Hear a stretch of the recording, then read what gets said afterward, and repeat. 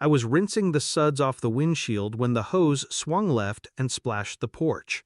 A quick mist. Nothing serious.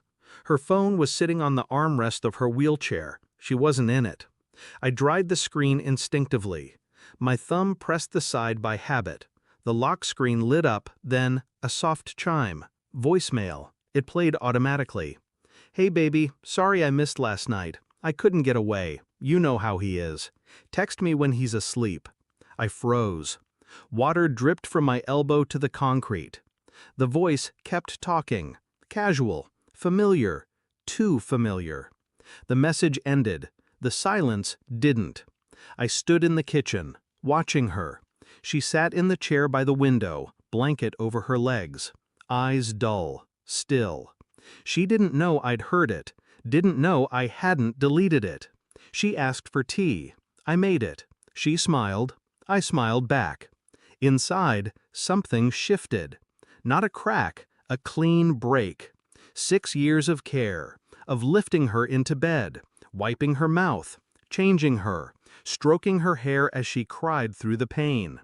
And now, a voice, a man's voice, saying things no one should say to someone else's wife. She told me once that I was all she had. Now I wondered who he was. I didn't confront her. That would have given it away. Instead, I started watching. Not her, the phone, texts, deleted quickly. But cloud backups don't lie.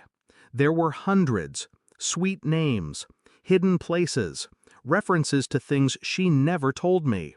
I printed them, each word like a blade. I checked her calendar, doctor visits she never attended, therapy appointments that never happened. I tracked one location, a motel off Route 4, cheap, discreet, close enough for lies. I waited outside in my car, watched her arrive in a cab, watched him open the door. Not a nurse, not a therapist, younger, athletic, the kind of man who wouldn't bathe someone. He'd use them. She smiled when she saw him. No limp, no weakness. She walked.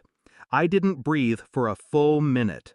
I made copies of everything, photos, messages, timestamps, a printout of the motel receipt charged to my name. I placed them all in a plain folder. No labels, no titles. Just evidence. The next morning, I brought her breakfast in bed. She looked tired, pretended to be weaker than usual. I sat beside her, laid the folder gently on her lap. "Open it," I said. She did. Her hands shook. Page after page, lie after lie.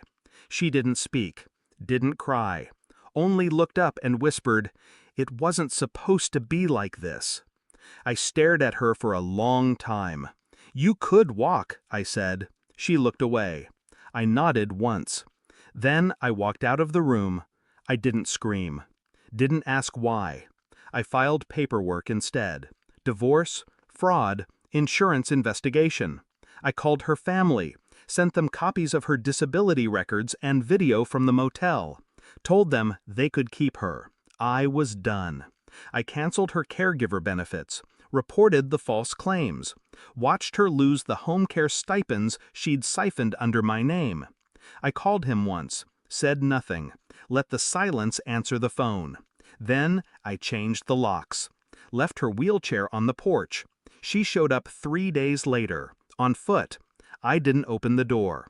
She pounded for hours, screamed, sobbed, begged. I watched from the upstairs window, drank tea, let her feel what 6 years of betrayal tasted like. Cold and final. People say betrayal is like being stabbed, but they're wrong. It's slower, more methodical. It poisons quietly until one day you don't recognize the life you've been living. She thought I'd break, that I'd scream or beg, but I don't beg, not anymore.